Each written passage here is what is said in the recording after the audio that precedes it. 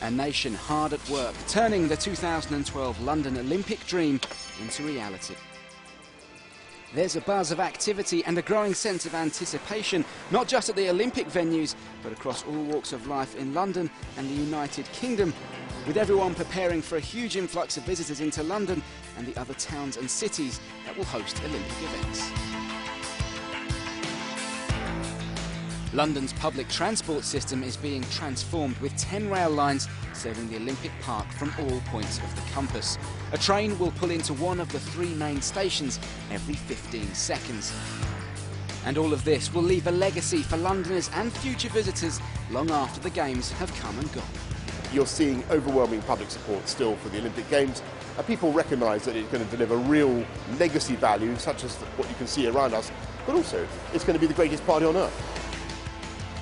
Tens of thousands of visitors are expected in London during the Olympics, and they will all need somewhere to stay. New hotels are already opening, with the city heading for a Games target of 120,000 rooms across all budget levels. And that's drawing people from all over the world to work in the burgeoning hotel and restaurant business. If you look at my job now, it's a great opportunity for me to be part of the future of London and to be part of the food industry as well. Everything makes sense to be in the UK. Some of Britain's Olympic venues are also already open for business. Visitors to the Lee Valley Whitewater Centre on the outskirts of London can actually experience the same course that will test the world's best canoers and kayakers next July. And for everyday transport, London's cycle network is being improved to cater for the growing army of locals and tourists who now make bike journeys every day. With the Olympics on the horizon, new opportunities are opening up for designers and entrepreneurs.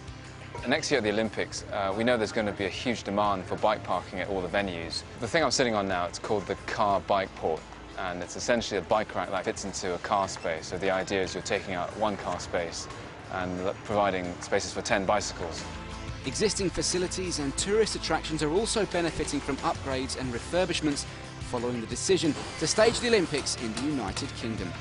London already has more international visitors than any other city on the planet, with major sport, culture and art events staged every year.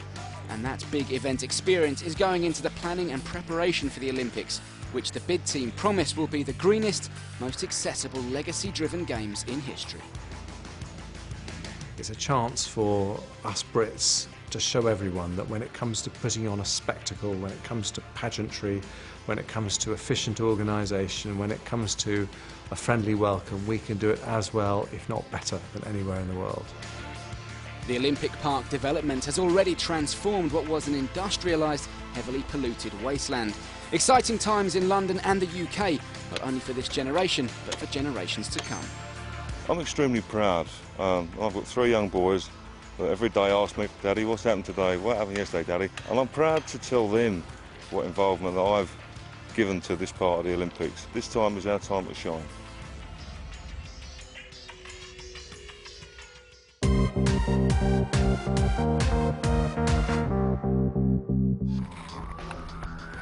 A group of inner-city teenagers experiencing the thrills and the spills of the 2012 London Olympics whitewater course. The Games don't get underway until July next year, but the venue at Lee Valley on the outskirts of London has already been completed. Come the Olympics, the canoe slalom and kayak events take place here, but before and after the Games, it's open to members of the public from home and abroad. The GB team train here twice a day, 6 days a week. We're also getting a lot of other international teams that come over because obviously they're preparing and looking ahead for the Olympics. So while you're down there riding the rapids and surviving your way through, you can see some of the best competitors across the whole of the world down and in there with you, doing their thing and getting themselves up to speed. Pascal expertly guided these teenagers on the ride of their lives through the rapids, where 13,000 litres of water a second powers down the course. Hey team! Keep that timing together, guys. All forward. Hard, dig it in now. Yee-hoo! And all forward. Smile at the camera.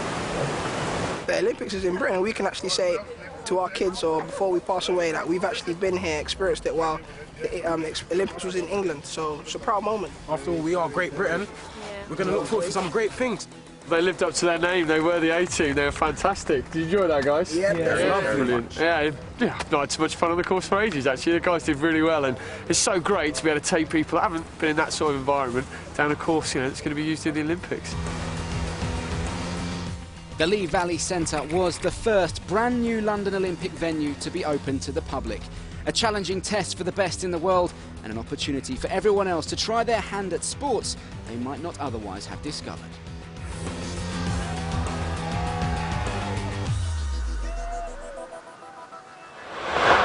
This is a chance to show off the best of Britain to the world, and the fact that the major venues for the Olympics have been completed a year ahead of schedule, the fact that we've got fantastic athletes for our Olympic and our Paralympic team, and the fact that we've come through a really tricky period in terms of our economy, and things are looking up. I think people feel very positive.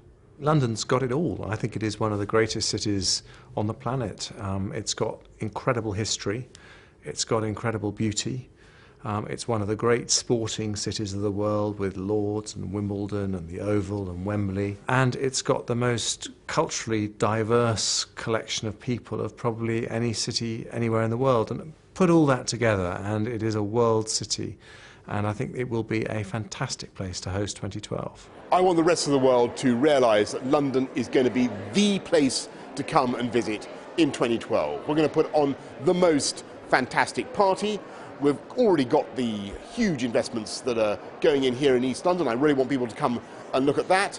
We're going to have the biggest, most exciting knockout cultural Olympiad that anybody has ever seen. Come to London in 2012.